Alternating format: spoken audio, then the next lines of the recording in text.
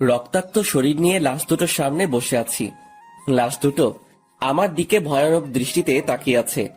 মনে হয় যেন তারা আমায় আস্ত গিলে খাবে, কিন্তু ঘটেছে তার উল্টো।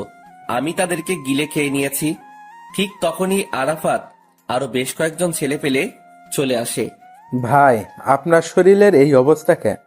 আর লাশ দুটো সামনে পড়ে আছে যে, এরা কারা? আরাফাত, এরা আমায় মারতে এসেছিল, কিন্তু তারা এটা জানে না যে যাকে তারা মারতে এসেছে সে একটা ভয়ঙ্কর নরপিশাচ। ওই বরাবরের মতন এই হলো, আমায় মারতে এসে নিজের প্রাণ হারালো। আচ্ছা শোন, লাশ দুটোকে গুম করে ফেল, এদের অস্তিত্ব সহ যেন কেউ কোনোদিন খুঁজে না পায়। আচ্ছা ভাই, আপনি সেসব নিয়ে একদম টেনশন করবেন না। আমরা লাশ দুটোকে জায়গা মতো দাফন করে দিব। কেউ আর কোনোদিন তাদের খোঁজও পাবে না। আর ভাই, আপনি এবার গিয়ে রক্তমাখা শরীরটা ধুয়ে ফেলুন। আচ্ছা, আমি গেলাম, তোরা এদিকটা সামলে ফেল। তারপর সেখান থেকে বাসায় চলে এলাম। বাসায় এসে ওয়াশরুমে ঢুকে নিজেকে ধুয়ে মুছে হায়না থেকে মানুষের রূপে ফিরিয়ে আনলাম। রাত বাজে 11টা। বাসায় আমি ছাড়া আর কেউ নেই, আর থাকবেই বা কি করে? আমার তো পরিবার বলতে কেউ নেই, তাই একা বাসা নিয়েই থাকি। তারপর ফ্রেশ হয়ে এসে শুয়ে পড়লাম। খাওয়া দাওয়ার কোনো মুড নেই আজকে, কারণ যেদিনই কাউকে দুনিয়া থেকে বিতাড়িত করি সেদিনই খাওয়ার মুড থাকে না, তাই সেভাবেই ঘুমিয়ে পড়লাম। পরের দিন সকালবেলায় ঘুম থেকে উঠে রেডি হয়ে নিলাম, কারণ কলেজে যেতে হবে। ও হ্যাঁ, আমার পরিচয় তো দেওয়াই হয়নি। চলেন কলেজে যেতে যেতে সংক্ষিপ্ত করে পরিচয়টা দিয়ে দেই। আমি আকাশ মাহমুদ, সেটা তো কারোর অজানা নয়। পড়ালেখা অনার্স শেষ বর্ষ। পরিবার বলতে কেউ নেই, ছোটকাল থেকেই এতিমখানায় বড় হয়েছি। বাকি সমস্ত কিছু গল্পের সাথে থাকলে জানতে পারবেন। আপনাদের সাথে কথা বলতে বলতে কলেজে এসে পৌঁছেছি। আমি কলেজের গেট দিয়ে প্রবেশ করতেই সবাই আমাকে দেখে মাথা নিচু করে ফেলে, কারণ তারা সবাই আমাকে ভালো করে চিনে। যে কলেজে ঘাটতেরা কেউ যদি থাকে সেটা হলাম আমি, তাই ভয়ে কেউ কখনো লাগতে আসে না। আর আমি এই পুরো কলেজে নিজের হুকুমত চালাই। আমার মুখের উপরে কথা বলবে এমন কোন বাপের বেটা জন্ম নেয়নি এই কলেজে। ঠিক তখনই আমার ক্লোজ ফ্রেন্ড মামুনের সাথে দেখা হয়। পুরো কলেজে এই মামুন এই মাত্র একজন ব্যক্তি যে কিনা আমার সবচাইতে কাছের মানুষ। তার সাথেই আমার সমস্ত উঠা বসা। কি রে আকাশ, কখন আসলি?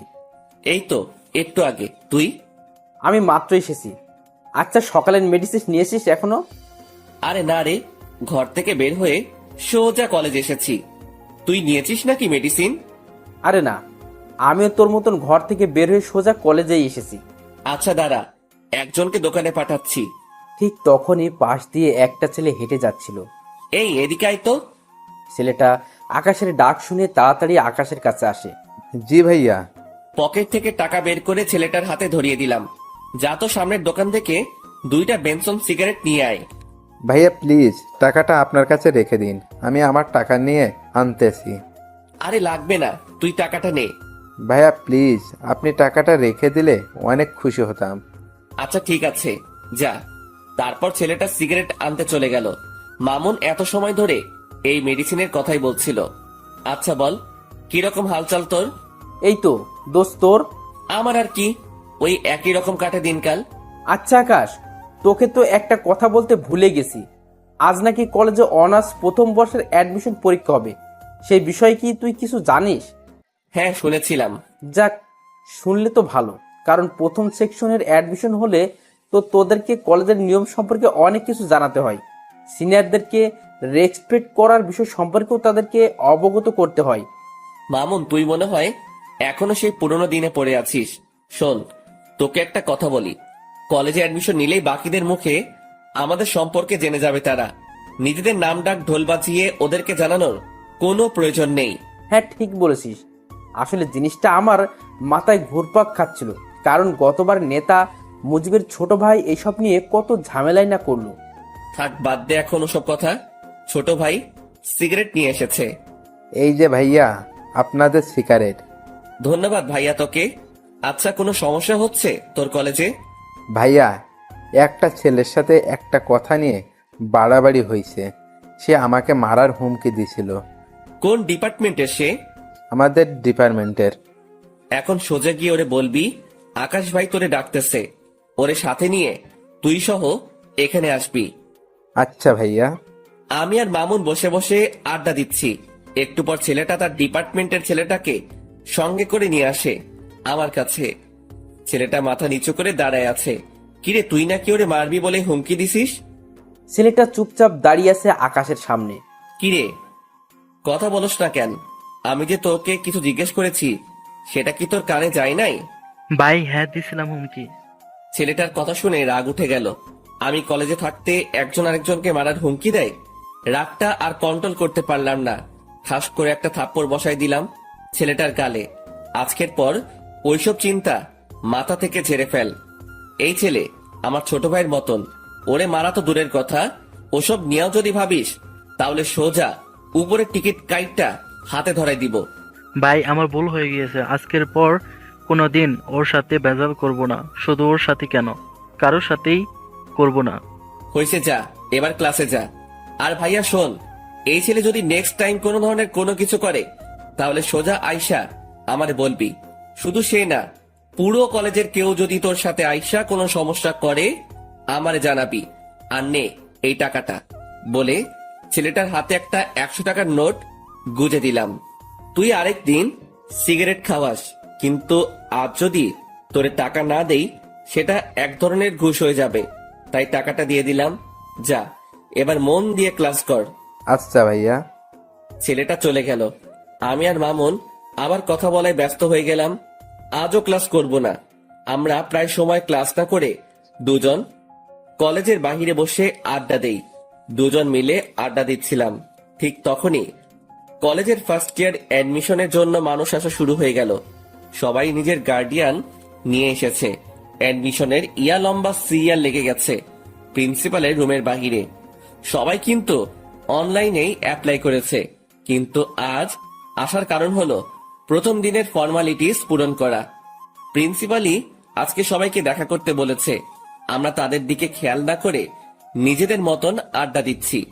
আড্ডা দিতে দিতে হঠাৎই নজর পড়লো একটা মেয়ের দিকে, যে কিনা ধবধবে একটা সাদা জামা পরিধান করে গুটি গুটি পায়ে হেঁটে প্রিন্সিপালের রুমের সামনে গিয়ে দাঁড়ালো, যেখানে সবাই দাঁড়িয়ে অপেক্ষা করছে প্রিন্সিপালের সাথে দেখা করার জন্য। মেয়েটাকে দেখে আমার ধ্যান তার দিকে আটকে গিয়েছে। কিরে, এই মেয়েটাকে তো আগে কখনো কলেজে দেখিনি। নতুন বর্ষে হয়তো অ্যাডমিশন নিতে এসেছে সে, কিন্তু তার গার্ডিয়ান কোথায়? সবাই নিজের গার্ডিয়ান নিয়ে এসেছে, কিন্তু সে একাই কেন এলো? হাজারটা প্রশ্ন ঘুরপাক খাচ্ছে মেয়েটাকে নিয়ে। তখনই মামুন আমায় ধাক্কা দিল হাত দিয়ে। কিরে, কোন দুনিয়ায় হারিয়ে গেলি? দোস্ত, দেখ তো মেয়েটাকে। হ্যাঁ সুন্দর আছে রে মামা। শুধু কি সুন্দর নাকি, আমার কাছে তো হুড়পড়ি লাগছে। এই এই ওয়েট, আকাশ কিরে মামা, তুই এসব কি বলছিস? তোর মুখে তো আগে কোনদিন কোনো মেয়ের প্রশংসা করতে শুনিনি। কাহিনীটা কিরে? আরে সেসব কিছু না। আর তাছাড়া সুন্দর মানুষ তো সুন্দর বলে প্রশংসা করবে না তো কি করব? মামা, আমায় কাহিনী শিখাতেই শোনা। পানি আমিও গুলে খেতে পারি। দূর বেটা। আচ্ছা ছাড় এখন সব কথা। আচ্ছা যা, ছেড়ে দিলাম, কিন্তু একটা কথা না বললেই নয়, যে মেয়েটাকে কিন্তু তোর সাথে হেব্বি মানাবে। সত্যি বলছিস? হ্যাঁ। তাহলে ধরে নে এটাই তোর ভাবি। এই তো মামা, এতদিন পর লাইন এসেছিস। চল তো মেয়েটার কাছে। তারপর মামুনকে নিয়ে মেয়েটার কাছে চলে গেলাম। এই যে তুমি একা কেন? আর তোমার মা বাবা কই? আসলে আমি তো শহরে নতুন উঠেছি কাজিনের বাসায়। আমার মা বাবা তো এখানে থাকে না, তাই একাই এসেছি। আচ্ছা ঠিক আছে।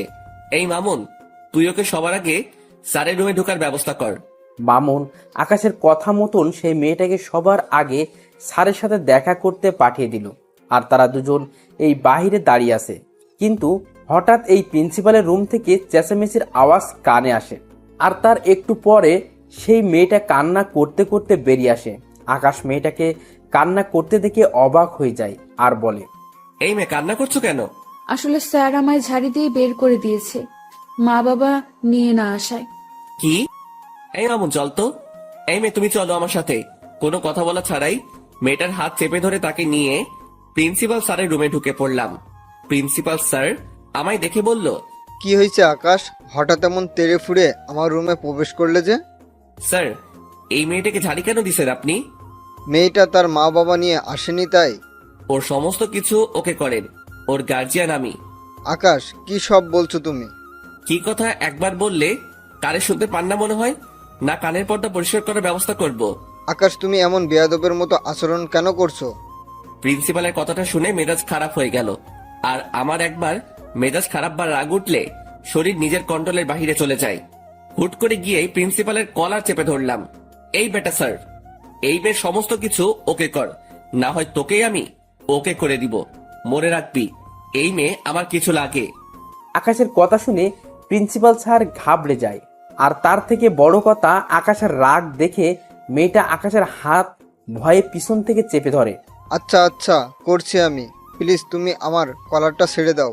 ঠিক আছে, আজকের মতন বেঁচে গেলি। তবে হ্যাঁ, একটা কথা, মেয়েটার যাতে কোনো রকমের সমস্যা না হয় এই কলেজে, তাহলে কিন্তু বেয়াদবির লিমিট আমি পার করে দিব। না না, মেয়েটার কোনো সমস্যা হবে না কলেজে। মেয়েটাও আকাশকে ছেড়ে দেয়। হ্যাঁ, চললাম আমি। আর এই মেয়ে, তোমার নামটা কি জানো? আমার নাম দিয়া।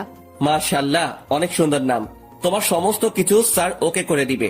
তুমি কাজ শেষ করে একটু বাহিরে এসে দেখা করো আমার সাথে। আচ্ছা। আমি আর মামুন বাহিরে চলে আসলাম। তার একটু পরই মেয়েটা কাজ শেষ করে বাহিরে আসলো। তাকে ইশারা করে আমার কাছে আসতে বললাম। সে আমার কাছে আসতেই কেমন যেন একটা পাগল করা স্মেল নাকে ভেসে আসলো। সাথে সাথে মেয়েটাকে টান দিয়ে নিজের কাছে নিয়ে আসলাম আর হুট করে তার কপালে একটা চুমু এঁকে দিলাম। এই দৃশ্য দেখে মেয়েটা আর মামুন দুজনেই হা করে তাকিয়ে আছে আমার দিকে। আমি আর মামুন বাহিরে চলে আসলাম। তার একটু পরই মেয়েটা কাজ শেষ করে বাহিরে আসলো। তাকে ইশারা করে আমার কাছে আসতে বললাম। সে আমার কাছে আসতেই কেমন যেন একটা পাগল করা স্মেল নাকে ভেসে আসলো। সাথে সাথে মেয়েটাকে টান দিয়ে নিজের কাছে নিয়ে আসলাম আর হুট করে তার কপালে একটা চুমু এঁকে দিলাম। এই দৃশ্য দেখে মেয়েটা আর মামুন দুজনেই হা করে তাকিয়ে আছে আমার দিকে। লজ্জায় পড়ে গেলাম দুজনের সামনে। আরে আকাশ, টেনশন নিস না, আমি কিছুই দেখিনি। মামুনের কথা না হয় বাদ দিলাম, কিন্তু মেয়েটাকে কি বলবো এখন আমি? তাও কিছু তো একটা বলতে হবে। আসলে দিয়া সরি, আমি কোনো একটা মোহে পড়ে গিয়েছিলাম। দিয়া আকাশের কথার কোনো উত্তর না দিয়ে চুপচাপ দাঁড়িয়ে আছে। দিয়া, তুমি কি রাগ করলে? না, রাগ করিনি। তাহলে ঠিক আছে, দেখে আমার পাশে বসো। দিয়া আমার কথা মতন আমার পাশে এসে বসলো। আমার ভিতরে কিছু একটা প্রবল গতিতে দৌড়াদৌড়ি করছে, কিন্তু কি সেটা বুঝে উঠতে পারছি না। তবে ভিতরে যত কিছুই হোক না কেন, উপরে আমি পুরোপুরি ফিট। আচ্ছা দিয়া, তোমার বাসা কোথায়? আমার বাসা গ্রামে। আমি পড়াশোনার জন্য আমার এক আত্মীয়ের বাসায় উঠেছি। ও, যাক ভালোই। তবে শোনো, কলেজে কোনো ঝামেলা হলে আমায় জানাবে, না হয় আমার নাম বললেই সব ঝামেলা মিটে যাবে। কিন্তু তুমি আমার নাম জানো তো? জি জানি, আপনার নাম আকাশ। প্রিন্সিপাল স্যার তখন আপনার নাম বলায় জেনেছি। হ্যাঁ, আমার নাম আকাশ। আচ্ছা স্যার কবে থেকে কলেজে আসতে বলেছে? আগামীকাল থেকে। ঠিক আছে, সময় মতো চলে এসো। আর আমার নাম্বারটা দিচ্ছি, কোনো সময় দরকার হলে আমায় ফোন করো। আচ্ছা, এবার কি আমি যাব? হ্যাঁ, যাও। মেয়েটা আমার থেকে নাম্বারটা নিয়ে সোজা চলে গেল। আমি মেয়েটা চলে যাওয়ার দিকে এক নজরে তাকিয়ে আছি, কিন্তু অবাক করা বিষয় ঘটলো যখনই আমি মামুনের দিকে তাকালাম। তখন মামুন আমার দিকে চোখ পাকিয়ে তাকিয়ে আছে। কিরে মামুন, আবার কি হলো? আকাশ, মেয়েটা এই অল্প সময়ের মাঝেই তোর ভিতরে শক্ত করে গেঁথে গিয়েছে মনে হচ্ছে। জানি না রে কিছু আমি। না জানিস বললে তো আর হয় না, কারণ নিজের চোখেই সব দেখলাম। যেই ছেলে কোনোদিন কোনো মেয়েকে পাত্তা দেয় না, সে আজকে একটা মেয়েকে চুমু পর্যন্ত খেয়ে ফেলেছে। শুধু তাই নয়, মেয়েটার ভালো মন্দের খোঁজ নেওয়া হচ্ছে আবার। আরে মামুন, কি শুরু করলি বলতো? হ্যাঁ, সত্যি বললে মানুষ যেতে যায়। থাক, আর কিছু বলবো না। হ্যাঁ, তুই আর কিছু না বলাই ভালো। মামুন চুপ হয়ে গেল। আর তখনই পকেটে থাকা ফোনটা বেজে ওঠে। ফোনটা হাতে নিয়ে দেখি ছোট ভাই আরাফাতের ফোন। সাথে সাথে ফোনটা রিসিভ করলাম। কিরে, হঠাৎ এই সময় ফোন দিলি যে? কিছু হয়েছে নাকি? না ভাই, তেমন কিছু না, তবে বিশাল একটা জিনিস হাতে লেগেছে। কি? ভাই, যেই ছেলেগুলো আপনাকে মারতে এসেছে তারা মাস্তান নামক একটা গ্যাংয়ের ছেলেপেলে। কিন্তু অবাক করা বিষয় হলো, কেউ তাদেরকে হায়ার করেছে আপনাকে মারার জন্য। আর যে হায়ার করেছে সে একটা মেয়ে। আমি সেই মেয়েটা সম্পর্কে খোঁজ লাগিয়েছি, কিন্তু কোনো খবরেই বের করতে পারিনি। তবু এইটুকু বের করতে পেরেছি, মেয়েটা নাকি অনেক বড় মাফিয়া, যার ধরাছোঁয়ার কাছে যেতে হলেও নাকি 1000 বছর লেগে যাবে। আরাফাতের মুখে এসব কথা শুনে থতমত খেয়ে গেলাম। হঠাৎ একটা মেয়ে আমায় মারার জন্য উঠে পড়ে কেন লেগেছে? আমি তো কারোর তেমন কোনো ক্ষতি করিনি। আচ্ছা ঠিক আছে, আমি দেখছি সেসব বিষয় নিয়ে। আচ্ছা ভাই। আর ওইদিকে ছেলেপেলের কি খবর? হ্যাঁ ভাই, ভালোই। যাক, ভালো হলেই ভালো। আচ্ছা শোন, এখন ফোনটা রাখলাম, পরে কথা বলবো। নে তোর সাথে আমি। তারপর ফোনটা রেখে দিলাম। ফোন রাখতেই মামুন জিজ্ঞেস করলো, কি রে, কি হয়েছে রে? আরে আরাফাত খবর দিল আমায় যে ছেলেগুলো মারতে এসেছিল তাদেরকে নাকি কে কন্টাক্ট দিয়েছে, আর যে কন্টাক্ট দিয়েছে সে নাকি একটা মেয়ে। কি সাংঘাতিক ব্যাপার বাপরে। আচ্ছা বাদ দে এখন ওসব কথা, আর চল এখান থেকে যাওয়া যাক। হ্যাঁ চল, আমিও বাসায় যাব। তারপর দুজন সেখান থেকে উঠে গেলাম। দুজনেই দুজনের বাসার জন্য রওনা হয়েছি। দেখতে দেখতে বাসায় পৌঁছে গেলাম। বাসায় এসে কিছু কাপড় চোপড় অপরিষ্কার ছিল, সেসব ধুয়ে মুছে শুকাতে দিলাম। তারপর খেয়ে দিয়ে ঘুমিয়ে পড়লাম। বিকেল বেলায় ঘুম থেকে উঠে কাপড়গুলো এনে লন্ড্রিতে পাঠিয়ে দিলাম। এমন টুকিটাকি কাজ করতে করতে দিনটা কেটে গেল। পরের দিন সকালবেলায় ঘুম থেকে উঠে রেডি হয়ে কলেজের উদ্দেশ্যে রওনা হব। তখনই থানার ওসি ফোন দিল আমায়। আকাশ ভাই, আপনি একটু আর্জেন্ট থানায় এসে দেখা করুন, আপনার সাথে জরুরি কিছু কথা ছিল। আচ্ছা স্যার, আজকে কলেজ শেষ, তাই আবার বাসায় ঢুকে ব্যাগটা রেখে ঘরটা তালা দিয়ে বের হয়ে গেলাম। তারপর সোজা থানার পথে রওনা হলাম। হঠাৎই মাথায় এলো দিয়া আজ কলেজে আসবে, আর আজকেই তার প্রথম দিন। তাড়াতাড়ি মামুনকে ফোন দিলাম। হ্যাঁ দোস্ত বল। আজ হয়তো কলেজে আসা হবে না, তুই একটু দিয়াকে দেখে শুনে রাখিস, কারণ আজকে তার প্রথম দিন, তার যাতে কোনো ধরনের কোনো সমস্যা না হয়। আচ্ছা তুই সেসব নিয়ে চিন্তা করিস না, আমি কলেজের সামনেই আছি, আমি সবটা দেখছি। মামুনের সাথে কথা বলে আকাশ ফোন রেখে দেয়। আকাশ থানার উদ্দেশ্যে রওনা হয়, আর এদিকে মামুন দিয়ার জন্য অপেক্ষা করছে। দিয়া আসতেই মামুন তাকে কলেজের ভিতর দিয়ে আসে আর সবাইকে কড়াভাবে বলে দেয় যে দিয়াকে যেন কেউ কোনো ধরনের বিরক্ত না করে, কারণ সে আকাশের কলিজা। মামুনের মুখে এমন কথা শুনে সবাই অবাক হয়ে যায়, কারণ তারা কেউ মামুনকে চিনেই না। তখন মামুন আবার বলে, কথাটা একবার বলেছি, এই একবারে যেন সবার কানে ঢোকে, না হয় পরের বার শোনার জন্য কেউ আর সেই অবস্থা থাকবে না। মামুনের কথায় সবাই বিষয়টাকে নিজের ভিতরে ফিট করে নেয় যে এই মেয়েকে কোনো রকম প্যারা দিলে জীবন হারাতে হবে, কারণ যেই ছেলে পুরো ক্লাসের সামনে এমন উঁচু গলায় কথা বলতে পারে সে মানুষও খুন করতে পারবে। অন্যদিকে মামুন তাদের বলে ক্লাস থেকে বের হয়ে যায়। দেখতে দেখতে সময় পার হয়ে যায়। আকাশ থানার ওসির সাথে এখনো বসে বসে কি যেন জরুরি কথা বলছে। ঠিক তখনই দিয়ার নাম্বার থেকে আকাশের কাছে ফোন আসে। সে দিয়ার ফোন থেকে চমকে ওঠে। কিরে, হঠাৎ কি কারণে দিয়া ফোন দিল? না, ফোনটা রিসিভ করি। ফোনটা রিসিভ করতে অপর পাশ থেকে দিয়ার কান্নার আওয়াজ ভেসে আসলো।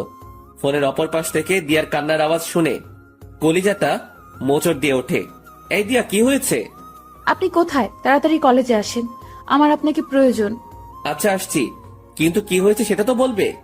ব্রেকের সময় আমি কলেজ থেকে একটু বের হয়েছিলাম, তখনই হুট করে কোথা থেকে যেন একটা ছেলে আসে আর আমার সাথে অসভ্যতামি শুরু করে। শুধু তাই নয়, সেখানে একটা ছেলে আমার ওড়নায় টান দিয়ে ধরে বলে আমার শরীর নাকি তার চাই। দিয়ার মুখে এই সমস্ত কথা শুনে পায়ের রক্ত মাথায় উঠে যায়। সাথে সাথে ওসির সামনে থেকে উঠে হাঁটা দিলাম। আকাশ ভাই, কোথায় যাচ্ছেন আপনি? স্যার, আমার একটা জরুরি কাজ পড়ে গেছে, আমি আপনার সাথে পরে কথা বলবো এই বিষয়ে। সাথে সাথে ওসি স্যারের সেখান থেকে বের হয়ে জলদি কলেজের উদ্দেশ্যে রওনা হলাম। আর যেতে যেতে মামুনকে ফোন দিলাম। হ্যালো মামুন। আরে আকাশ, আমি এখনই তোকে ফোন দিতাম, দিয়াকে নাকি কিছু ছেলে উত্ত্যক্ত করছে কলেজের বাইরে। তো তুই কোথায় ছিলি? আরে তুই তো জানিসই, এই যে তুই কলেজে না থাকলে আমার ভালো লাগে না, তাই আমি দিয়াকে তার ক্লাসে ঢুকে দিয়ে সবাইকে তার বিষয়ে বলে দিয়েছি। পরে আমি কলেজ থেকে বের হয়ে যাই, আর কলেজ থেকে বের হওয়ার আগে একটা ছোট ভাইকে বলেও দিয়েছে এসেছিলাম যাতে করে দিয়ার কোনো সমস্যা না হয়, আর সেই আমাকে ফোন দিয়ে সেই সব ছেলের কথা বলল। আচ্ছা, তুই যেখানে আছিস না কেন তাড়াতাড়ি কলেজে আয়, আমিও আসছি। তারপর ফোনটা রেখে দিয়ে সোজা কলেজে পৌঁছাতে দেখি মামুনও গাড়ি থেকে নামছে মাত্র। তাড়াতাড়ি গাড়ি থেকে নেমে মামুনকে নিয়ে কলেজের ভিতরে চলে গেলাম। ঠিক তখনই মামুনের ঠিক করা সেই ছোট্ট ভাইটা এসে বলল, ভাইয়া, ছেলেগুলো নাকি আপুর সাথে অনেক অসভ্যতম করেছে। তুই চিনিস সেই ছেলেগুলোকে? আসলে ভাইয়া, আমি তখন সেখানে ছিলাম না, তাই তাদেরকে দেখিনি। আচ্ছা, দিয়া কোথায়? ওই যে ভাইয়া, দিয়া আপু প্রিন্সিপালের রুমে বসে কান্না করছে। আমি এবং প্রিন্সিপাল স্যার অনেকবার আপুকে জিজ্ঞাসা করেছি ছেলেগুলোর ব্যাপারে, কিন্তু আপু কোনো কিছু বলছে না, শুধু বসে বসে কান্না করছেন। মাথার রক্ত পুরো টকবক করছে। তাড়াতাড়ি প্রিন্সিপাল স্যারের রুমে চলে গেলাম।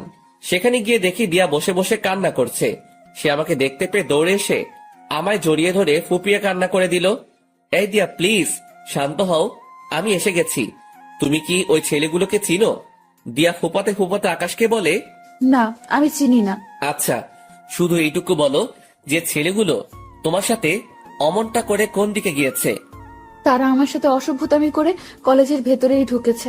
দিয়ার কথা শুনে বুঝতে বাকি রইল না যে ছেলেগুলো আমার কলেজের এই ছেলে পেলে। দিয়া, তুমি তাদেরকে দেখলে চিনতে পারবে তো? হ্যাঁ। এই মামুন, কলেজের গেটটা আটকে দিয়ে আয়।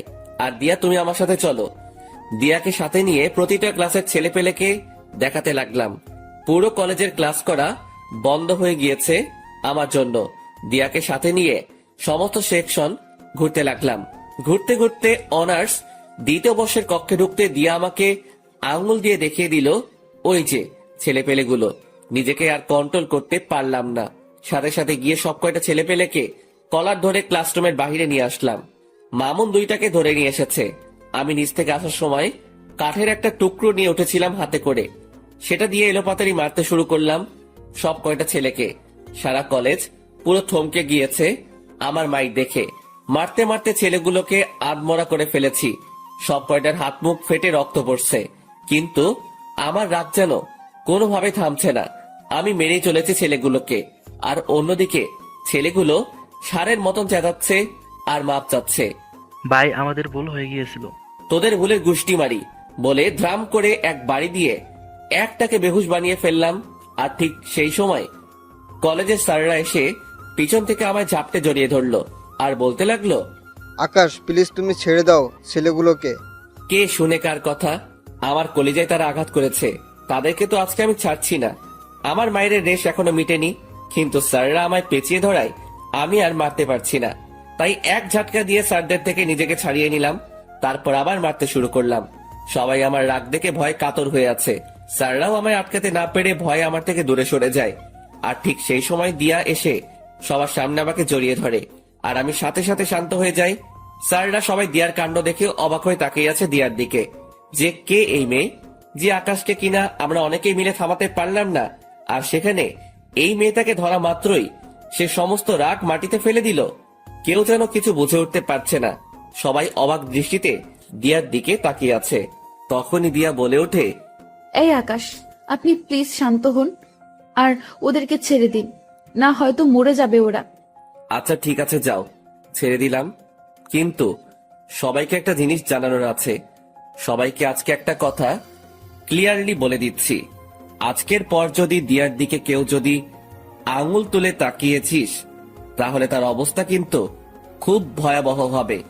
আর স্যার, আপনারা এই জানোয়ারগুলোকে কি করবেন করেন। আকাশ, দেখো ছেলেগুলো যা করছে অনেক জঘন্য কাজ করেছে, তাই তাদেরকে আমরা কলেজ থেকে বের করে দিব। আর তুমি দয়া করে নিজের রাগকে একটু দমানোর ট্রাই করো। হ্যাঁ মানছি, তোমার অনেক নাম ডাক আছে, আর তুমি কলেজের জন্য অনেক বড় একটা ভূমিকা পালন করো। তুমি না থাকলে হয়তো আমাদের কলেজের দাঙ্গা ফাসাদ সেগুলো লেগেই থাকতো। শুধু তাই নয়, অন্যান্য কলেজের ছেলেপেলেরাও আগে এসে এই কলেজের ছেলেদের সাথে ঝামেলা করতো, কিন্তু তুমি আসার পর তা আর হয় না। তবে একটা জিনিস তোমার মাথায় রাখতে হবে যে এই কলেজের শিক্ষক যারা আছেন তারা তোমার গুরুজন, তাই সেই বিষয়টা একটু খেয়াল রাখিও। জি স্যার, সেটা খেয়াল রাখবো। তবে একটা জিনিসই আমার মাথায় কাজ করে না, যে এই ছেলেগুলো আমাদের কলেজের ছেলে হয়েও তারা এই কলেজের স্টুডেন্টের সাথে অসভ্যতামো করে। শুধু অসভ্যতা বললে ভুল হবে, তারা নোংরামি করে। কত বড় বুকের পাটা তাদের। আকাশ, এই বাজে আচরণের জন্যই আমরা তাদেরকে বের করে দিব। জি স্যার, ফয়সালা আপনাদের। আর আমি দুঃখিত স্যার কলেজের পরিবেশটাকে খারাপ করার জন্য। আপনারা প্লিজ আবার ক্লাস নেওয়া শুরু করেন, আর স্টুডেন্ট ভাইরা সবাই যে যার ক্লাসে চলে যান। আমার কথা শুনে সবাই সবার মতন ক্লাসে চলে গেল, কিন্তু দিয়া আমার সাথে দাঁড়িয়ে আছে। এই দিয়া, ক্লাস করবে না তুমি? না, আমি ক্লাস করব না। তো কি করবে? আপনার সাথে থাকবো আর গল্প করব। আচ্ছা ঠিক আছে। তারপর দিয়াকে নিয়ে নিচে চলে গেলাম।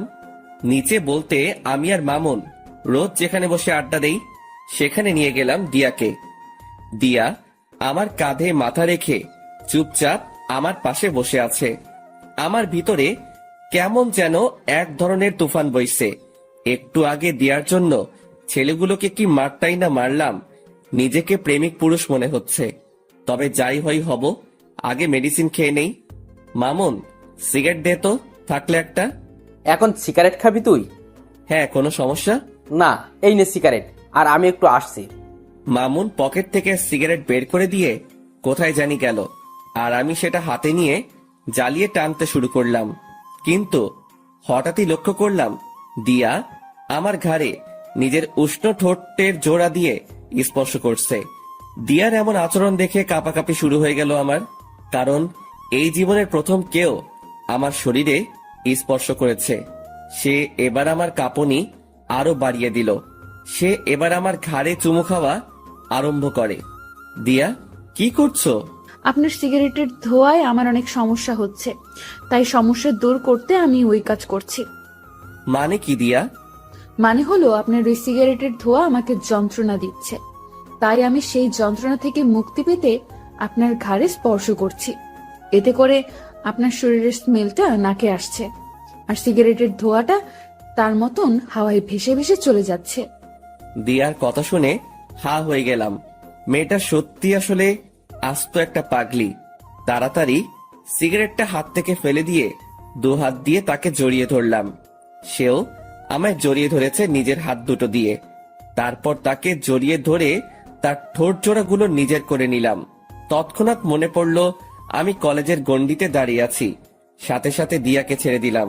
আর ঠিক সেই সময় মামুন আমাদের দিকেই আসে। কিরে, কোথায় গিয়েছিলি? আরে, বাইরে গিয়েছিলাম একটু। আচ্ছা শোন না, নতুন যারা অ্যাডমিশন নিয়েছে সেখান থেকে একটা মেয়েকে আমার বেশ ভালো লেগেছে রে। এই যে দেখ, দূর থেকে মেয়েটার একটা ছবিও তুলে এনেছি। কই দেখি, দেখা। মামুন ফোনটা এগিয়ে দিয়ে সেই মেয়েটাকে দেখাচ্ছে। বাহ, মাশাআল্লাহ, সুন্দর তো মেয়েটা। দোস্ত, এখন কি করবো বলতো? কি করবি আর? ভালো লাগলে প্রপোজ করবি। কি বলছিস এসব? তো কি করবি তুই? তোর কি অন্য কোনো প্ল্যান আছে নাকি? আরে না না, দূর। তাহলে যেটা বলেছি সেটাই কর। আর তবে আগে একটু ভালো করে দেখে শুনে নে, পরে গিয়ে প্রপোজ করিস। আর দরকার হয় দিয়া তোকে সাহায্য করবে এই বিষয়ে। আমাকে তো দেখালেন না মেয়েটাকে, তাহলে কিভাবে সাহায্য করব? আচ্ছা নাও দেখো তুমি। মামুন ফোনটা এগিয়ে দিয়ে মেয়েটার পিকটা দিয়াকে দেখালো। সে মেয়েটাকে দেখে থতমত খেয়ে যায়, আর আকাশ জিনিসটা লক্ষ্য করে। কি হয়েছে দিয়া? না না, কিছু না। তো মুখের বুলি বন্ধ হয়ে গেল কেন? কই মুখের বলি বন্ধ হয়েছে আমার? আমার তো দিব্যি কথা বলছি। আচ্ছা, তাহলে বলো মেয়েটা কেমন দেখতে, আর মামুনের সাথে মানাবে কিনা? মোটামুটি সুন্দরী, আর মামুন ভাইয়ের সাথে মানাবে বলতে রং ঠং দেখে তো মনে হচ্ছে মানাবে, কিন্তু পরে কি হয় কে জানে। পরে কি হবে মানে বুঝলাম না। আরে আমি বলতে চেয়েছি যে মেয়েটার কোনো রিলেশন আছে কিনা সেসব নিয়ে জেনে শুনে এগোতে। ও হ্যাঁ, মামুন তুই সেসব বিষয় জেনে এগোবি। আচ্ছা আচ্ছা চল এবার উঠা যাক। আর দিয়া, এবার বাসার দিকে যাওয়া দরকার। হ্যাঁ, আমিও চলে যাব। ঠিক আছে চলো, তোমায় গাড়িতে উঠিয়ে দিয়ে আসছি। তারপর দিয়াকে গাড়িতে উঠিয়ে দিয়ে আমি বাসায় চলে আসলাম। মামুনও চলে গেল। আমি গাড়ি থেকে নামতেই দেখি বাসার সামনে কয়েকজন ছেলে পেলে দাঁড়িয়ে আছে। ছেলেগুলোকে দেখে মনের মধ্যে একটা বাড়ি খেলো। কিরে, ছেলেগুলো কারা? না, গিয়ে দেখি। আর একটু সামনে যেতেই দেখতে পেলাম আরাফাত ঘরের দরজায় বসে আছে। সে আমাকে দেখতে পেয়ে উঠে দাঁড়িয়ে গেল। কিরে, হঠাৎ তুই এখানে? আর ছেলেপেলেগুলো কে? ভাই, একটা জিনিস দেখাতে এসেছি আপনাকে। আর ছেলেগুলো আমাদের দলেরই ছেলেপেলে, কিছুদিন আগে আমাদের গ্রুপে জয়েন হয়েছে। ও আচ্ছা, কি দেখাবি দেখি, দেখা। আরাফাত পকেট থেকে ফোন বের করে আকাশের হাতে দিয়ে বলে, ভাই ছবিটা দেখেন, এই ছবির মেয়েটাই নাকি সেই মাফিয়া মেয়েটা যে আপনাকে মারার জন্য ছেলেগুলোকে সুপারি দিয়েছিল। আরাফাতের হাত থেকে ফোনটা নিয়ে ছবিটার দিকে তাকাতেই বড় সড়ো একটা শক খেলাম। ও আল্লাহ, কি করে সম্ভব এটা? এটা তো সেই মেয়ে যাকে মামুন পছন্দ করে, যার ছবি সে আমাকে আর দিয়াকে দেখিয়েছিল। আরাফাত, তুই কি শিওর এটাই সেই মেয়ে? ভাই তথ্য তো সেমনটাই পেলাম। কিন্তু আমার কেন জানি মনে হচ্ছে এই মেয়েটা সেই মাফিয়া মেয়েটার না। তবে আমার সন্দেহের তালিকা থেকেও বের করতে পারছি না, কারণ এই মেয়ের পিক মামুন এনে দেখালো, আবার সেই মেয়ের সাথেই মাফিয়া মেয়েটার সংযুক্ত। সবকিছুই কেমন যেন গোলমাল পাকিয়ে যাচ্ছে। আচ্ছা আরাফাত, তুই না বলেছিলি যে সেই মাফিয়া মেয়েটার ধারে কাছে যাওয়া সম্ভব না, কিন্তু এখন তোরা এত সহজে এই মেয়েটার পিক পেলি কোথায়? হ্যাঁ আমি বলেছিলাম, কিন্তু ভাই খবরই তো এই মেয়ের পিকে দিল। ভালো করে দেখ কোনো ভুল মেয়ের পিক দিয়েছে কিনা। ভাই সেটা কি করে সম্ভব যে আমাদের জন্য সব সময় কাজ করে, যে আমাদেরকে সব সময় সমস্ত রকমের তথ্য দেয়, সেই মানুষটা আশা করি আমাদেরকে ভুল ইনফরমেশন দিবে না। তাও ঠিক বলেছিস। আচ্ছা ঠিক আছে, মেয়েটার বিষয়টা আমি দেখছি, কারণ মেয়েটা আমার চোখের সামনেই চলাচল করে বা করতে হবে। ওকে ভাই। আরাফাতরা চলে গেল, কিন্তু আমার ভিতরে এখনো সেই জিনিসটা ঘুরপাক খাচ্ছে যে আরাফাত যার ছবি দেখালো সেই মেয়েটাই কি সেই মাফিয়া? না, এর উত্তর আমার জানা নেই। তবে একটা জিনিস বলতে পারি যে এই মেয়েটাই যদি সেই মাফিয়া হয় তাহলে মামুনকে সতর্ক করতে হবে আমার, কিন্তু সে না কোনো আবার ভুল বুঝে বসে। দূর, কিছুই যেন ভাবতে পারছি না, আর যা হবে পরে দেখা যাবে। আগে নিজের মাথা ঠান্ডা করি, তারপর বাসায় ঢুকে বিছানায় গা এলিয়ে দিলাম। সাথে সাথে ঘুম চলে আসে। গোসল, খাওয়া দাওয়া সমস্ত কিছুই রসাতলে গিয়েছে। এক ঘুমে বিকাল হয়ে গেল। ঘুম থেকে উঠে ফ্রেশ হয়ে নিলাম, তারপর গায়ে শার্ট লাগিয়ে বাসা থেকে বের হয়ে গেলাম।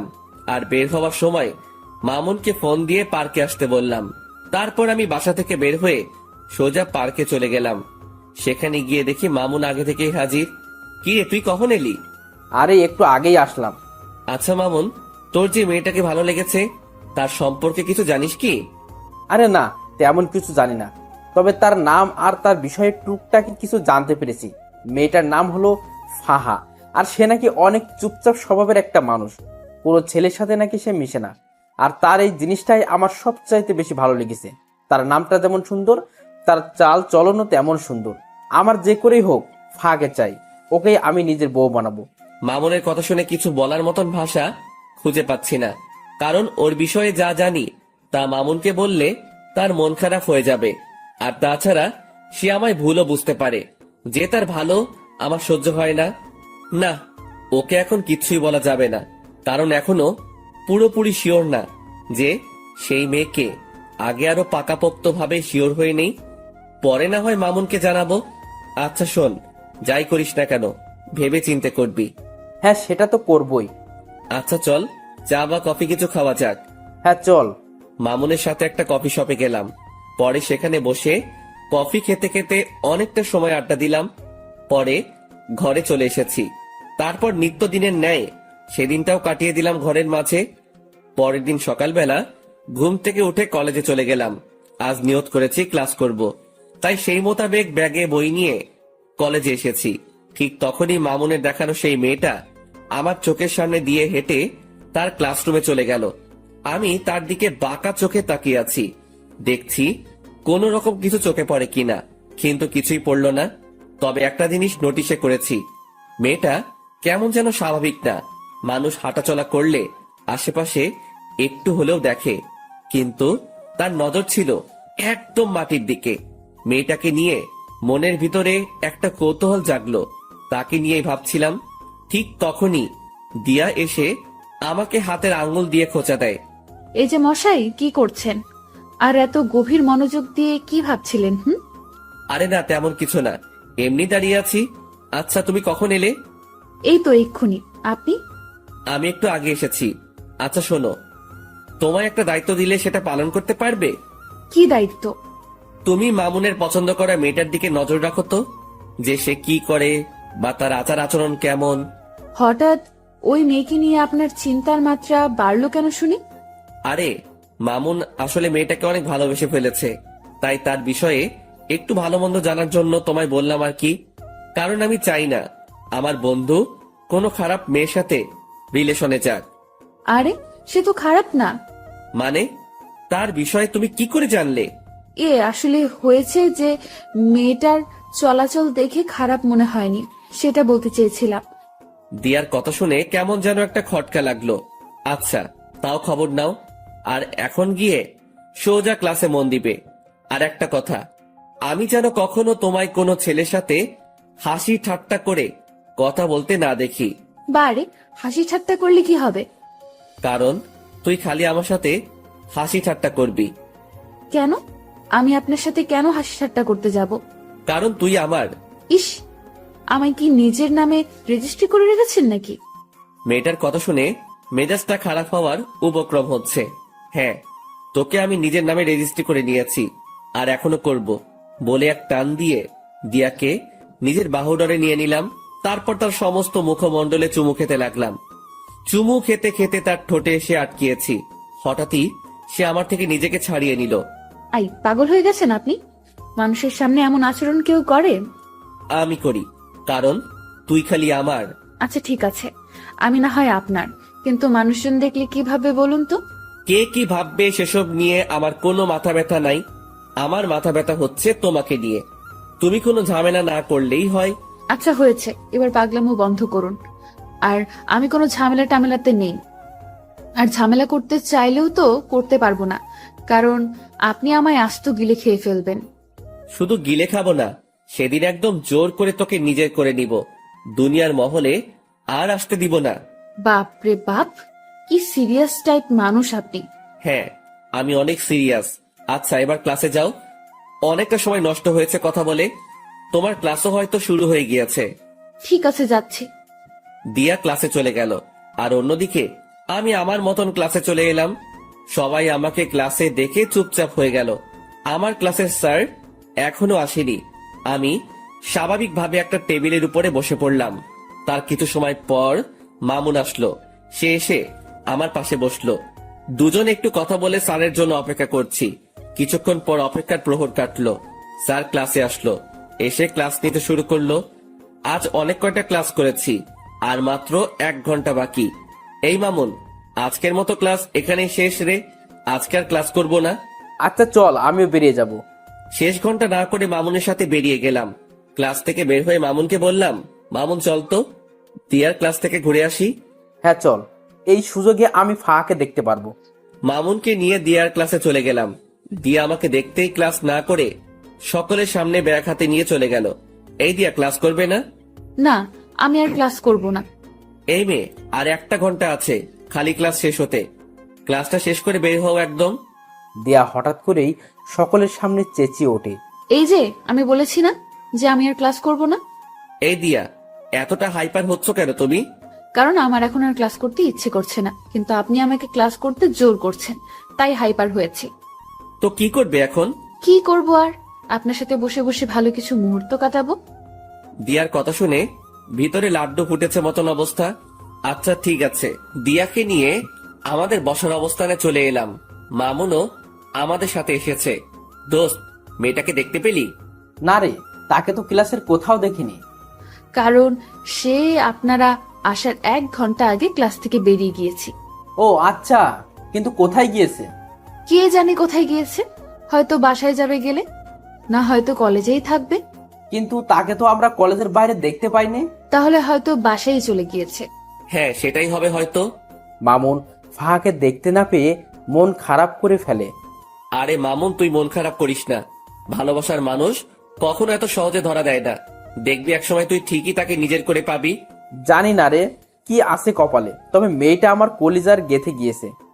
মামুনকে কি বলে সান্ত্বনা দিব জানি না, তবে মন থেকে খালি দোয়া এটাই করি যে সেই মেয়েটা যেন ভালো হয়, আর মামুনের সাথে যেন তার সমস্ত কিছুই সঠিকভাবে হয়। কিন্তু বর্তমানে মামুনের চেহারাটা পুরো আধার হয়ে আছে। ওকে সান্ত্বনা দেওয়ার মতন ভাষা খুঁজে পাচ্ছি না। তখনই মামুন বলে ওঠে, আকাশ, তোরা থাক, আমি বাসায় চলে গেলাম। আচ্ছা ঠিক আছে, চল আমরাও আজকে বাসায় চলে যাব। কিন্তু শোন, কালকে সেই মেয়েটা কলেজে আসলে আমি তোর বিষয়টা দেখব। তুই ভালো করে জানিস যে আজ পর্যন্ত কোনো কাজে আমি ফেল হইনি। সো তোর ব্যাপারেও হব না। ধন্যবাদ বন্ধু। তারপর সবাই সবার মতন বাসায় এসে গেলাম। দিয়াকে তার বাসায় পাঠিয়ে দিয়ে মামুন আর আমি যে যার মতন চলে গেলাম। এদিকে আমি বাসায় আসতেই দরজার নিচে একটা খাম চোখে পড়লো। কে যেন একটা খাম আমার দরজার নিচে রেখে গেছে। কৌতূহল করে সেটা হাতে উঠালাম। সেটা হাতে নিয়ে বুঝতে পারলাম খামটার ভিতরে কোনো একটা কিছু আছে। তারপর খামটা খুলতেই দেখি ভাঁজ করা একটা সাদা কাগজ। কৌতূহলটা যেন আরো বেড়ে গেল। কাগজের ভাঁজটা খুলে দেখি কিছু লেখা আছে কাগজটাতে। কোনো কিছু না ভেবে লেখাটা পড়তে শুরু করলাম। আপনি যাকে আপন ভাবছেন সে আপন নয়। মনে রাখবেন, বিকেল বেলায় সূর্য মেঘের আবরণে ঢেকে গেলে পরের সকালে সেই সূর্যই আবার নতুন রূপে আকাশে উদিত হয়। তারপর আর কিছু লেখা নেই। লেখাটা পড়ে আমার ভিতরটা মোচড় দিয়ে উঠল, কারণ লেখাটা আমায় কি ইঙ্গিত করতে চাইছে তা আমি বুঝে ফেলেছি। তাড়াতাড়ি কাগজটা ভাঁজ করে পকেটে রেখে দিলাম। তারপর চাবি দিয়ে দরজা খুলে বাসায় ঢুকে সোফায় গা ছেড়ে দিয়ে বসে পড়লাম। মাথাটা ভো ভো করে ঘুরছে। মনে হচ্ছে যেন নিজের ভিতরেই ঘূর্ণিঝড় বইছে। অনেকটা সময় সোফাতে বসেই কাটিয়ে দিলাম। দেওয়াল ঘড়িটার দিকে নজর পড়তেই দেখি ঘড়ির কাঁটা 2টা ছাড়িয়ে গেছে। তাড়াতাড়ি সোফা ছেড়ে উঠে ফ্রেশ হতে চলে গেলাম। কিছুক্ষণ পর ফ্রেশ হয়ে ওয়াশরুম থেকে ফিরে আসলাম। তারপর খাবার খেতে খেতে মাথায় আসলো আরাফাতের কথা। যেই ভাবা সেই কাজ। তাড়াতাড়ি খাওয়া দাওয়া সেরে আরাফাতকে ফোন লাগিয়েছি। হ্যাঁ ভাই, বলেন। শোনো, আমার কেন জানি মনে হচ্ছে মাফিয়া মেয়েটা আমার খুব নিকটে। তুই সেই মেয়েটা সম্পর্কে একটু ভালো করে জাস্টিফাই কর। আচ্ছা ভাই। তারপর ফোনটা রেখে দিলাম। কিন্তু আমার মনের ভিতরে বাড়ি খাচ্ছে অন্য কিছু নিয়ে। আমার মনে হয় না যে সেই ফাহা মেয়েটাই মাফিয়া। ধুর, এসব নিয়ে আর ভাবতে পারছি না। মাথায় আর চাপ না নিয়ে ঘুমিয়ে পড়লাম। বিকেল বেলায় মামুনের ফোন পেয়ে ঘুমটা ভেঙে গেল। কিরে মামুন, হঠাৎ ফোন দিলি যে? তোর সাথে একটু জরুরি কথা ছিল। তুই এখন কোথায় আছিস? কোথায় থাকবো আবার, বাসায় আছি। আচ্ছা, রেডি হয়ে শপিং মলে চলে আয়। ওকে। তারপর ফোনটা রেখে দিয়ে রেডি হয়ে শপিং মলে চলে গেলাম। সেখানে গিয়ে দেখি মামুন চোখ মুখ কালো করে বসে আছে। কিরে, কি হয়েছে রে? আকাশ, আসলে আমার কাছে একটা মেইল এসেছে। সেখানে কে যেন 2 বাক্যের কিছু একটা লিখে পাঠিয়েছে। কি সেটা? সেখানে লেখা আছে, ভাবিয়া করিবেন কাজ, না হয় হয়ে যাবে দের। আপনি যা হোক সাধারণ ভাবিতেছেন, সে আসলে ভয়ঙ্কর এক রক্তচোষা। এই লেখাটা কে যেন মেইল করেছে। এটার মানে কি আকাশ? মামুনের মেইলের 2 শব্দের বাক্য শুনে ভিতরটা পুরো শুকিয়ে গেছে। কারণ এই 2 শব্দের বাক্যটার অর্থ আমার জানা। মামুন আসলে কেউ একজন আমাদেরকে অনেক সতর্ক করতে চাইছে যে আমরা হয়তো কোনো বড়সড় বিপদে ফাঁসতে চলেছি। তাই কেউ একজন আমাদেরকে আড়াল থেকে বাঁচাতে চাইছে। কি সব বলছিস আকাশ? আমি সত্যিই বলছি, কারণ তোকে মেইল করেছে আর আমাকে দিয়েছে চিঠি। এই সমস্ত কিছুর পিছনে একজন আছে, সে হচ্ছে মাফিয়া মেয়েটা। আর সেই মাফিয়া মেয়েটাই হয়তো আমাদের আশেপাশে ঘুরঘুর করছে আমাদেরকে মারার জন্য। আর আমরা তাকে ভালো মনে করে তার সাথে চলাফেরা করছি। তাই কেউ একজন আমাদেরকে সতর্ক করতে চাইছে। আকাশ, সব কিছুই যেন আমার মাথার উপর দিয়ে যাচ্ছে। আচ্ছা, তুই এসব নিয়ে টেনশন করিস না। তুই শুধু ফাহার বিষয়টা নিয়ে ভাব, বাকি সমস্ত কিছু আমি সামলে নিব। আরে, ওই মাফিয়া মেয়ের মতন কত শত মেয়ে আসছে আর গেছে, কোনো দিন কেউ কোনো ক্ষতি করতে পারেনি, আর পারবেও না। সো খামোখা টেনশন না করাই ভালো। আর যদি কিছু হয় সেটা সময় দেখা যাবে। আকাশ, তাও টেনশন হচ্ছে রে। একদিকে ফাঁকে নিয়ে টেনশন, অন্যদিকে সেই মাফিয়া মেয়েটা। আরে বেটা, কিসের এত টেনশন তোর? হ্যাঁ, আচ্ছা, যা বাদ দিলাম সমস্ত কিছু। এবার কি অর্ডার করব বল? যা খুশি কর। আচ্ছা। মামুন তার নিজের মতন খাবার অর্ডার করলো। তারপর দুজন মিলে খেয়ে দিয়ে অনেকটা সময় আড্ডা দিলাম। রাত বাজে 8টা। তারপর সেখান থেকে দুজনের মতন চলে এলাম। আমি বাসায় পৌঁছাতেই আরাফাত ফোন দিল। ভাই, অনেক বড় একটা জিনিস বের করেছি। কি? ভাই, যার ছবি দেখিয়েছি সে মাফিয়া মেয়েটা না। কেউ যেন বুঝে আমাদেরকে গোমরা করার জন্য সে মেয়ের পিক দিয়েছে। এখানে মাফিয়া মেয়েটা অন্য কেউ। ইন্না লিল্লাহ, যেটা ভেবেছিলাম সেটাই হয়েছে। আচ্ছা ঠিক আছে, তোরা মাফিয়া মেয়েটার খোঁজ লাগানো চালু রাখ, আর আমি আমার মতন কাজ চালিয়ে যাচ্ছি। আচ্ছা ভাই। তারপর ফোনটা রেখে দিলাম। পরের দিন সকালবেলায় ঘুম থেকে উঠে কলেজে চলে গেলাম। কলেজে গিয়ে দেখি দিয়া কলেজের বাহিরে দাঁড়িয়ে আছে। দিয়া, বাহিরে দাঁড়িয়ে আছো কেন? আপনার জন্যই অপেক্ষা করছিলাম। ও তাই? হুম। আচ্ছা চলো ভিতরে চলো। দিয়াকে নিয়ে কলেজের ভিতরে ঢুকে আমাদের সেই বসার প্লেসটাতে বসে পড়লাম। দিয়াকে আজ কেন জানি খুশি খুশি লাগছে, কিন্তু আমার ভিতরে সেই মেয়েটাকে নিয়ে জটলা পেকে আছে। এই যে আপনার চোখ মুখ কালো কেন? আরে না, এমনিতেই। আমার তো মনে হয় না যে এমনিতেই। আমার তো মনে হচ্ছে যে কিছু একটা হয়েছে। আরে না বললাম তো। আচ্ছা ঠিক আছে, না হলে নাই। এবার দেখি আমাকে জড়িয়ে ধরে বসুন। হঠাৎ এমন পাগলামো করার মানে? পাগলামো কোথায় করছি? হ্যাঁ, আমি আমার প্রিয় মানুষটাকে জড়িয়ে ধরতে চেয়েছি, এটাতে পাগলামো কোথায়? দিয়ার কথা শুনে মুখে তালা লেগে গেল। মেয়েটার মনেও হয়তো আমার জন্য জায়গা হয়ে গিয়েছে, কিন্তু সে স্থির নেই। সে নিজেই আমাকে জড়িয়ে ধরে কাঁধে মাথা রাখলো। ঠিক তখনই দেখি ফাহা নামক মেয়েটা আসছে, আর তার পিছনে পিছনে মামুন। দিয়া, আমায় ছাড়ো তো একটু, আমি ফাহার সাথে একটু কথা বলবো মামুনকে নিয়ে। দিয়া আমার কথা শুনে আমায় ছেড়ে দিল। আমি সেখান থেকে উঠে ফাহার কাছে চলে গেলাম। এই যে ফাহা, তোমার সাথে আমার কিছু কথা আছে।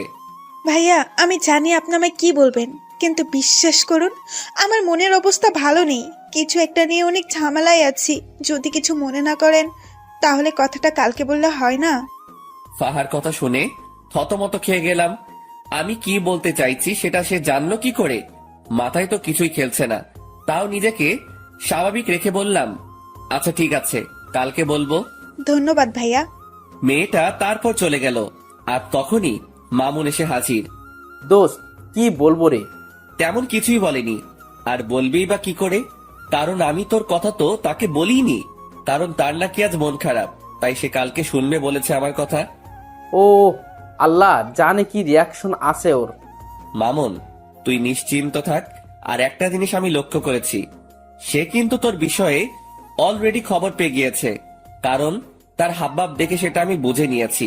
সেটা কি করে জানলো? কি করে জেনেছে সেটা আমি জানি না, তবে সে যে জেনেছে সেটা আমি শিওর। আকাশ, এখন কি হবে আল্লাহ জানে। কি হবে আর? সে তোর বউ হবে। আকাশ, তুই ঠাট্টা করিস এখনো? ঠাট্টা না, সত্যি বললাম। সত্যি হলে তো ভালোই। আচ্ছা চল এবার ক্লাসে যাওয়া যাক। তারপর সবাই সেখান থেকে উঠে যে যার মতন ক্লাসে চলে গেলাম। আজও প্রায় অনেক কয়টা ক্লাস করেছি, তবে শেষের ঘন্টাটা করিনি। শেষের ঘন্টা না করে আমি আর মামুন কলেজের বাহিরে একটা খালি জায়গা আছে, সেখানে দাঁড়িয়ে দাঁড়িয়ে সিগারেট খাচ্ছি। হঠাৎই দেখি সেদিন কলেজের যে ছেলেগুলোকে আমি মেরেছিলাম দেওয়ার জন্য, সেই ছেলেগুলো আরো সাথে অনেক ছেলে পেলে মিলে আমার দিকেই এগিয়ে আসছে। সবার হাতেই লাঠি ছোটা। ছেলেগুলোকে দেখে আমি মামুনকে বললাম, মামুন তাড়াতাড়ি জায়গা ত্যাগ কর এখান থেকে। কিন্তু কেন? কারণ এখানে একটা বড়সড় ঝামেলা হবে। তুই তাড়াতাড়ি জায়গা ত্যাগ কর, আমি এদিকটা দেখছি। না, আমি তোরে ছেড়ে কোথাও যাচ্ছি না। যা হবে দেখা যাবে। তুই আসলে একটা ঘাওড়া মামুন। হ্যাঁ, যা বলার বলতে পারিস। আমি মামুনকে আর কিছু না বলে তাড়াতাড়ি আরাফাতকে মেসেজ করে বলে দিলাম। অন্যদিকে ছেলেপেলে গুলো আস্তে আস্তে আমার কাছে চলে আসলো। তারা এসেই আমার আর মামুনের উপরে প্রহার করতে শুরু করে। অনেক কয়জন ছেলে পেলে তাদের, আর এদিকে আমি আর মাত্র মামুন। কিন্তু আমরাও কম না, আমরাও প্রতিহার করতে শুরু করলাম। ঠিক সেই সময় হঠাৎ করেই ফায়ারিং এর আওয়াজ কানে আসলো। সাথে সাথে সবাই স্টপ হয়ে গেলাম। চোখ পাকিয়ে চারপাশটা দেখতে লাগলাম।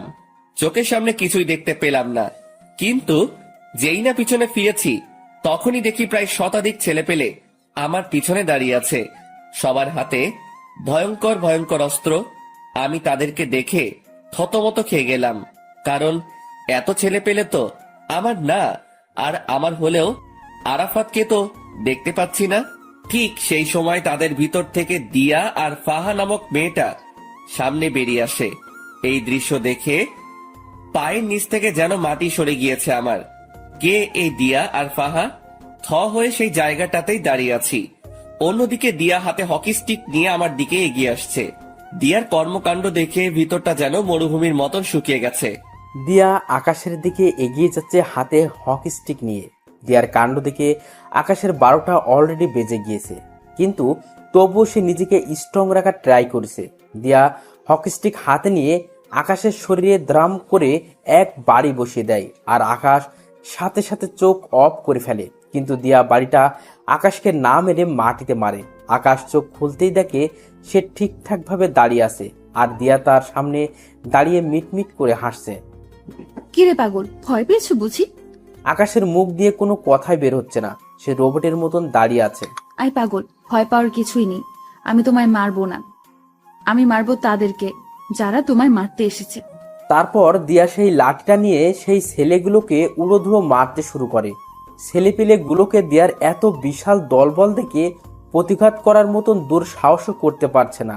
দিয়া সব কয়টা ছেলেকে মারতে মারতে তাদের অবস্থা 12টা বাজিয়ে দেয়। সব কয়টা ছেলে রক্তাক্ত অবস্থায় মাটিতে পড়ে আছে। দিয়া আজ যেন কোনো হিংস্র পশুর রূপ নিয়েছে। আর অন্যদিকে সবাই দিয়ার দিকে চোখ বড় বড় করে তাকিয়ে আছে, বিশেষ করে আকাশ, যে কিনা আগের দিয়ার সাথে এখনের দিয়াকে কোনোভাবেই মিলাতে পারছে না। সে শান্তশিষ্ট একটা মেয়ে হিসেবে দিয়াকে চিনত, আর সেই দিয়াই কিনা ভয়ঙ্কর রূপ নিয়ে সামনে চলে এলো। দিয়ার এমন রূপ দেখে তার মনের ভিতর খালি একটা জিনিস এই বাড়ি খাচ্ছে, যে এই দিয়া কে। আর ঠিক সেই সময় এই দিয়া ছেলেগুলোকে মেরে রক্তাক্ত অবস্থায় সে আকাশের সামনে দাঁড়ায়। অপরদিকে ঠিক একই সময়ে আকাশের ছেলেপিলে চলে আসে। তারপর ছেলেপিলেকে দেখে আকাশের বুকে একটু সাহস আসে, যদিও সে একা লড়াই করতে ভয় পায় না। কিন্তু এখানে তো লড়াই না, সে কারোর ভয়ঙ্কর রূপ দেখেছে। আকাশের নীরবতা দেখে দিয়া বলে ওঠে, কি হলো, এতটা ঘাবড়ে আছো কেন? দিয়া, কে তুমি? জানতে চাও কে আমি? হ্যাঁ। আমি সেই মাফিয়া যে কিনা তোমায় মারার জন্য লোক পাঠিয়েছিলাম। দিয়ার মুখে এমন কথা শুনে আকাশ থতমত খেয়ে যায়, আর অন্যদিকে আকাশের ছেলেপিলেরাও ক্ষিপ্ত হয়ে যায় দিয়ার উপরে। দিয়ার মুখে এসব কথা শুনে আরাফাত বলে ওঠে, ভাই, এদের সব কয়টা কাজ এখানে মেরে দাফন করে দিব। আই ছেলে, এই ভুল ধারণা করতে যাস না। আমায় মারতে এসে উল্টো তোরাই মারা পড়বি। দিয়া, তাহলে আমার সাথে এভাবে ছলনা করার মানে কি? যদি আমাকে মারারই হতো তাহলে এভাবে ছলনা না করে আমায় মেরে ফেললেই পারতে। আই ছেলে, একদম চুপ। তোর ওই মুখে যেন আর একটা বাজে কথাও না শুনি। আর আমি এখন কি বলি সেটা মন দিয়ে শোন।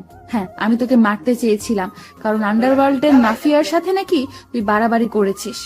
আর তাছাড়া দেশের অনেক কজন নেতাও নাকি তোর জন্য কিছু করতে পারে না, তাই তারা সবাই মিলে প্ল্যান করে তোকে মেরে ফেলার। তাই আমাকে পাঠিয়েছে তোকে মারার জন্য।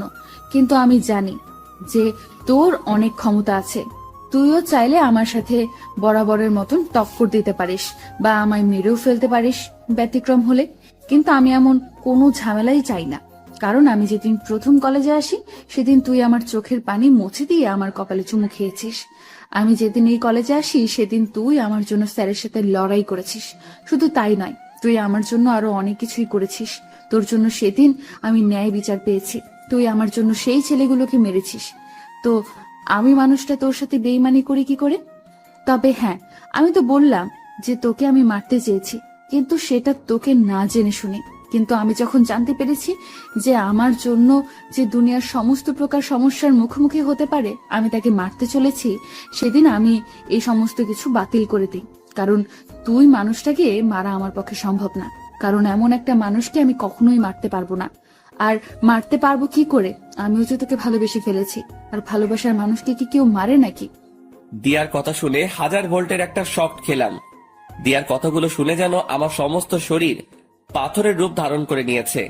এত বড় ঝাটকা আমি এই জীবনে প্রথম খেলাম। কি হলো, কথা বলছো না যে? দিয়া, তুমি কি সত্যি বলছো এসব? হ্যাঁ বাবা, আমি সত্যিই বলছি। আমি আমার কলিজার গায়ে কোনোদিনও হাত দিব না। দিয়ার কথা শুনে নিজেকে আর স্থির রাখতে পারলাম না। সাথে সাথে এক টান দিয়ে দিয়াকে নিজের বুকে নিয়ে নিলাম। শক্ত করে জড়িয়ে ধরে রেখেছি দিয়াকে। দিয়াও আমার বুকে মাথা রেখে চুপটি করে পড়ে আছে বুকের মাঝে, আর অপরদিকে আমার চোখ জোড়া দিয়ে টুপটুপ করে পানি পড়ছে। দিয়া আমার চোখ থেকে অশ্রু পড়তে দেখে বলে, আই আকাশ, প্লিজ কান্না করিও না। তুমি কান্না করলে আমার ভালো লাগবে বলো? দিয়া, এটা তো সুখের কান্না। দিয়ার কথা শুনে সবাই অবাক হয়ে যায়। ঠিক তখনই ফাহা নামক মেয়েটা আকাশ আর দিয়ার দিকে এগিয়ে আসে আর বলে, ম্যাম, আমি একটা ভুল করে ফেলেছি। কি ভুল? ম্যাম, আমি আপনার অগোচরে একটা কাজ করেছি, যেটা হলো আমি যখন জানতে পারি আপনি যাকে মারতে এসেছেন সে এই লক্ষ্মী ভাইয়াটা, তখন আমি ওনাকে সতর্ক করার জন্য ওনার বাসায় কয়েকটা চিঠি দেই, যাতে করে তিনি সতর্ক হয়ে যায় আর আপনার হাত থেকে বেঁচে যায়। কিন্তু আমি জানতাম না যে আপনি ওনাকে ভালোবাসেন আর মারার প্ল্যান বাতিল করেছেন।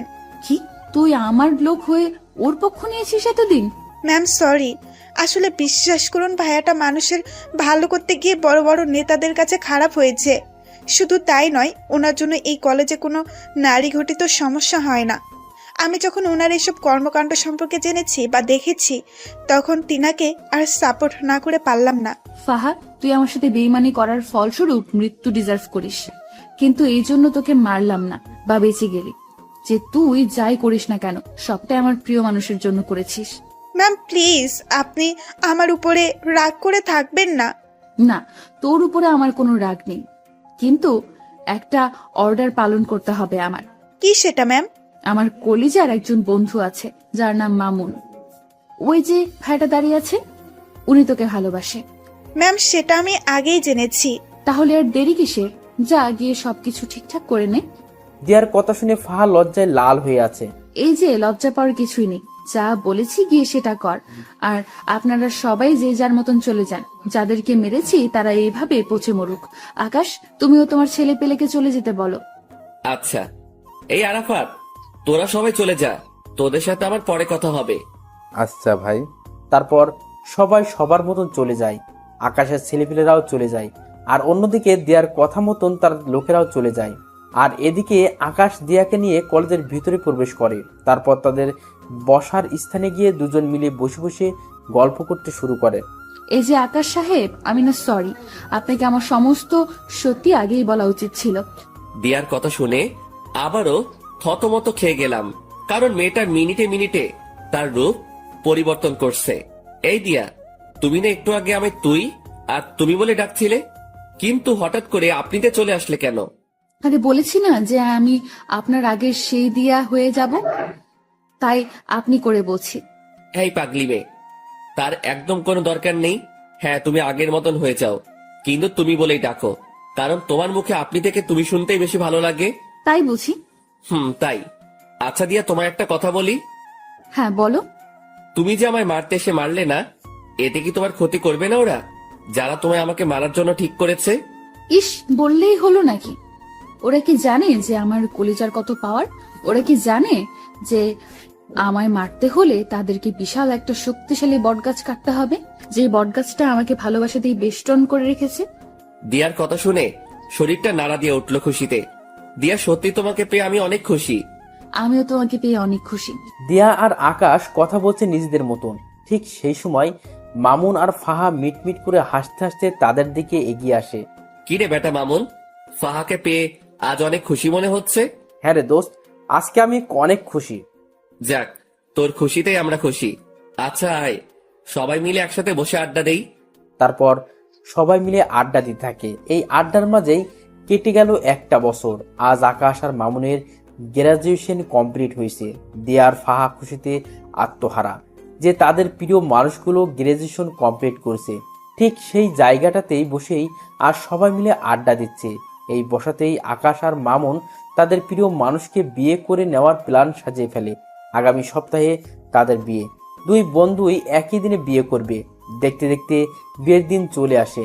দিয়ার পরিবার থেকে তার মা আসে, যিনি কিনা দিয়ার পরিবার, তার পরিবার আর কেউ নেই। অপরদিকে ফাহার পরিবার থেকে তার মা আর মামা আসে বিয়েতে। তার পরিবারও অনেক ছোট। মামার বিয়ে হয়ে গেছে, তিনি বউ নিয়ে আলাদা থাকেন। আর ফাহার আম্মু একাই থাকেন। আগে ফাহাও একসাথে থাকতো, কিন্তু তাদের পরিবারের অবস্থা খারাপ হওয়ায় ফাহা দিয়ার সাথে যোগ দেয়। আর দিয়াও পরিবারের চালাতে এই পন্থা অবলম্বন করে। দেখতে দেখতে দুই বন্ধুর বিয়ে হয়ে যায়। এদিকে বিয়ের সমস্ত কাজ সম্পন্ন হওয়ার পর আকাশ বাসর ঘরের সামনে দাঁড়িয়ে আছে। তারপর দরজা খুলে ভিতরে ঢুকে সে ভিতরে ঢুকে দেখতে পায় সারা বাড়ি অন্ধকার। সে দিয়াকে ডাক দেয়, কিন্তু দিয়া কোনো সারা শব্দ করে না। দিয়ার সারা শব্দ না পেয়ে হাতিয়ে সামনের দিকে এগিয়ে যায়। আর ঠিক তখনই কেউ একজন চাকু নিয়ে আকাশের পেটে ঢুকিয়ে দেয়। আকাশ সাথে সাথে চেঁচিয়ে ওঠে, আর সাথেই রুমের বাতি জ্বলে ওঠে। Happy birthday to you my dear কলিজা। অবাক হয়ে গেলাম রুমের অবস্থা দেখে, কারণ রুমটা পরিপূর্ণভাবে সাজানো, আর সামনে দিয়া, ফাহা, মামুন সবাই কেক নিয়ে দাঁড়িয়ে আছে। এই পাগল, ভয় পেয়েছো বুঝি? আমার পেটে কে যেন ছুরি ঢুকিয়ে দিয়েছে। আরে পাগল, ওটা খেলনা ছুরি ছিল। কি? হ্যাঁ বলে দিয়া, আর বাকি সবাই হেসে দেয়। দিয়া, তুমি আমার বার্থডে সম্পর্কে জানো কি করে? ও মা, এটা কি কথা? যাকে ভালোবাসি তার জন্মদিন সম্পর্কে জানবো না, এটা কি করে হয়? দিয়ার কথা শুনে খুশিতে আত্মহারা হয়ে গেলাম। এতটাই আত্মহারা হয়েছি যে দিয়াকে সবার সামনে জড়িয়ে ধরে কিস করে শুরু করলাম। আর তখনই মামুন বলে ওঠে, ভাই তুই থাম, আগে আমরা বের হয়ে যাই, কারণ আমাদেরও তো আজকে বাসর ঘর। পরে তুই যা করার করিস। যা ভাগ ফাহাকে নিয়ে। মামুন আর ফাহা তাড়াতাড়ি রুম থেকে বের হয়ে চলে যায়, আর আমি দিয়াকে আদর করতে শুরু করি। দিয়া আমার স্পর্শে কেঁপে কেঁপে উঠছে। শুধু তাই নয়, আমার পাঞ্জাবি খামচে ধরে রেখেছে সে। কিন্তু আমি দিয়াকে আদর করা বাদ দিয়ে কোলে উঠিয়ে নিলাম। তারপর তাকে নিয়ে গিয়ে বিছানায় শুইয়ে দিলাম। দিয়া তো লজ্জায় শেষ। সে ভালো করে বুঝতে পেরেছে যে এখন কি ঘটবে তার সাথে, তাই সে লজ্জায় মুখ বালিশে লুকিয়ে রেখেছে। কিন্তু আমার রোমান্টিক পাঠকগুলোর লজ্জা শরম নাই দেখে এখনো হ্যাঁ করে তাকিয়ে আছে সমস্ত কিছু দেখার জন্য। ভাই, এরপর আর কিছুই বলা যাবে না। ভাগেন সবাই। বউ আমার, ইতিহাসও আমি রচনা করব, কিন্তু মাঝে আপনারা এভাবে বাধা দিলে তো ইতিহাস রচনা করতে সমস্যা হবে। তাই বলি কি, এবার সবাই উল্টো রাস্তা ধরে কেটে পড়ুন।